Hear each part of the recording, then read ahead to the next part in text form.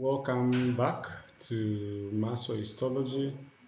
We've covered the principles behind the histology of skeletal muscle. We've looked at the features, histological features of cardiac muscle. We now want to look at the histological features of smooth muscle.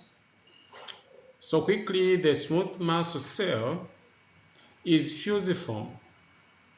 In other words, it is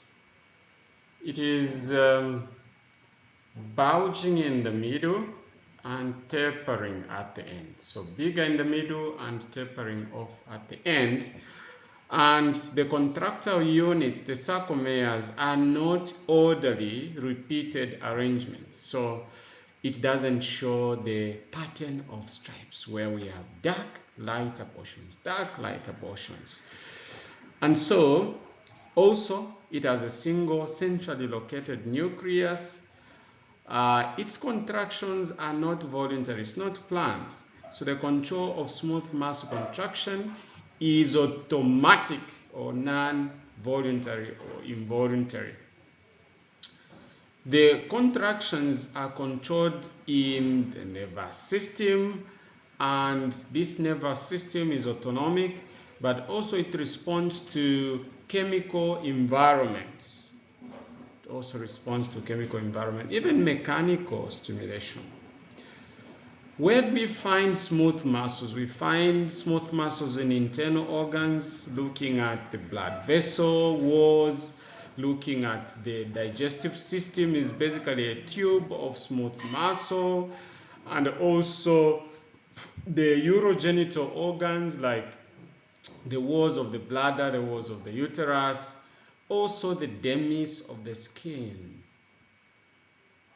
So this is what we are looking at. So that is your longitudinal section of the smooth muscle tissue, and that is your transverse or cross section of smooth muscle tissue. We can see the diameters are smaller than the diameters of skeletal muscle cells. So again, that's your longitudinal section, that is your cross section. And what you see is that the cells will be separated by connective tissue, but also the smooth muscles have got those darker portions we are calling the nucleus. Again, this is a histological illustration of the longitudinal section on the side here of smooth muscle tissue, and on the top we are looking at the cross or transverse section of smooth muscle. So each smooth muscle cell is separated from the other by connective tissue.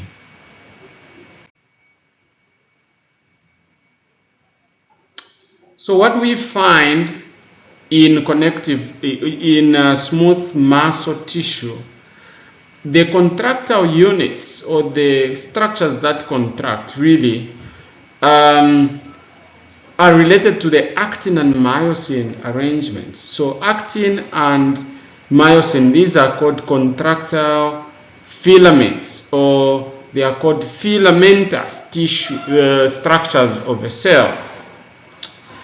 So these are protein in nature, and myosin binds to actin and begins to pull it.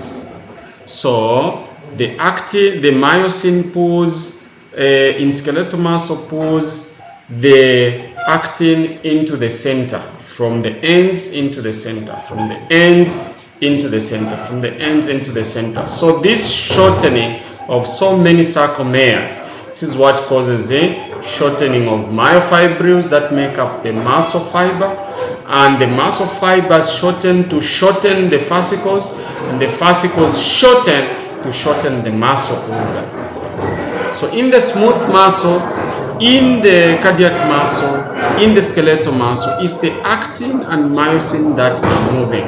Except in the cardiac and the skeletal muscle, they are ordered, repeated arrangements of sarcomeres. Now, you are going to have to pay attention to the smooth muscle, because while we have Z lines in the skeletal and cardiac muscles to define the ends of sarcomeres, in here what we have are dense bodies where the actins are anchored. So we have intermediate filaments that make up what are called the dense bodies. We have desmins as well as vimetin. So the membrane associated and cytoplasmic dense bodies, these contain alpha actinin.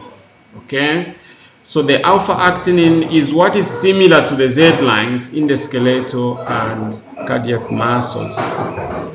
So relatively active nucleus, what we have is a relatively active nucleus that initiates the production of collagen, elastin, as well as proteoglycans, which you can find also in connective tissue. So this is what we are getting, and so we have all these spindle-shaped cells that are separated by whitish matter or tissue that is really connective tissue. So again, these are the cells we are having separated by connective tissue. So remember, we had the outer structure of skeletal and cardiac, and here we are trying to show the differences. We also have microtubules, which are important also in so many functions in cells. You see them by the curved arrow in the histological specimen that will show. Then we also have actin filaments, which will be shown by the arrowheads, and these are also very, very important physiologically. In this case, it is part of the contractile elements. Then intermediate filaments are there, dense bodies, caveoli. Now the caveoli are the similar structures that are like the sarcoplasmic reticulum. In cardiac and skeletal muscle, calcium is stored in the smooth muscle organelle, what are called sarcoplasmic reticulum. In the smooth muscle, the sarcoplasmic reticulum assumes a structural arrangement that is called caveoli. Okay, so these are membrane invaginations, vascular in nature, which are similar to the smooth endoplasmic reticulum. Their function really is similar to the endoplasmic reticulum, where they store calcium, which is important in connecting stimulation of the muscle to muscle contraction. Smooth muscle contraction. What is the mechanism of smooth muscle contraction? In the cardiac as well as the skeletal muscle, calcium is released after stimulation of the muscle. The calcium associates with troponin that activates tropomyosin, which now makes the actin active to be able to be bound to myosin so that we can now have the shortening. But in the smooth muscle, what we tend to see is that calcium, when it is released, calcium will be released from the caveoli. The calcium will bind to calmodulin, not troponin, but calmodulin. It's the calmodulin plus calcium complex now that activates what is called the myosin light chain kinase, which makes the myosin active to be able to bind to actin, and then there is a shortening. And because of this longer process of activation of the myosin, this is why we tend to see that the contraction of the smooth muscle is slower than cardiac and skeletal. Because for cardiac and skeletal, all that happens is that the calcium stimulates troponin, and then troponin stimulates tropomyosin. But in this case, the calcium has to bind to calmodulin, makes a complex that activates light chain myosin kinase, and then the kinase phosphorylates the myosin, and then the myosin becomes active to bind to the calcium. So there is, in the cascade there is a bit of delay because a number of extra steps are involved in the mechanism of smooth muscle contraction. So basically, this is what we are trying to explain here. And so here is an illustration that actually shows what we are talking about. That the stimulation of the smooth muscle, either mechanically, electrically, or chemically, will lead to influx of calcium. The influx of calcium now activates also the release of calcium from the alveoli. Now this calcium, if you notice, this calcium influx is leading to more calcium release. So in physiology we call this calcium-induced calcium release. Okay, so this is one of the features that you can also see. So basically the calcium that is released here increases intracellular calcium.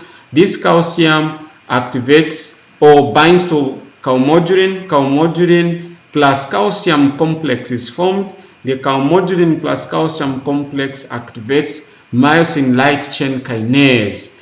This kinase causes phosphorylation, which basically is the activation of myosin.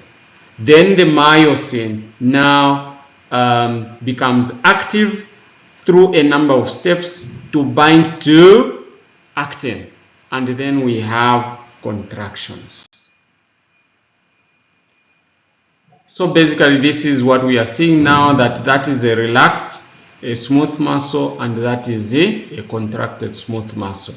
We are talking about the dense bodies, which are the center where we have the connections of actin. So they are like the Z lines in the cardiac and skeletal muscle. So we have actins there, and then we have the myosins, and when they bind, there is that pulling, and that effect is what reduces, that causes a contraction of the smooth muscle. So basically this is what we are talking about. Dense bodies are similar to Z lines, and the myosin heads are oriented in the side polars, on the sides, if you can see, and the contraction pulls dense bodies together from different directions, and this contraction is slow and sustained. This is what we see. And so quickly we can now end by emphasizing that the skeletal muscle is different from cardiac and different from smooth muscle. You can see the longitudinal and cross-sectional histological differences. In terms of the physiology, the skeletal muscle is strong in contraction and fast. In terms of size, their diameter are 10 to 100 micrometers, but in terms of length, about 30 centimeters. That is why we say they are like strings. The cardiac muscles are shorter, and you can see they are smaller in diameter, 10 to 15 micrometer. In terms of length, they are way short, 80 to 100 micrometers. The smooth muscles are even smaller in terms of diameter. And what we see is that in terms of contractions, they are weak, slow. Both cardiac and smooth muscle, they are involved.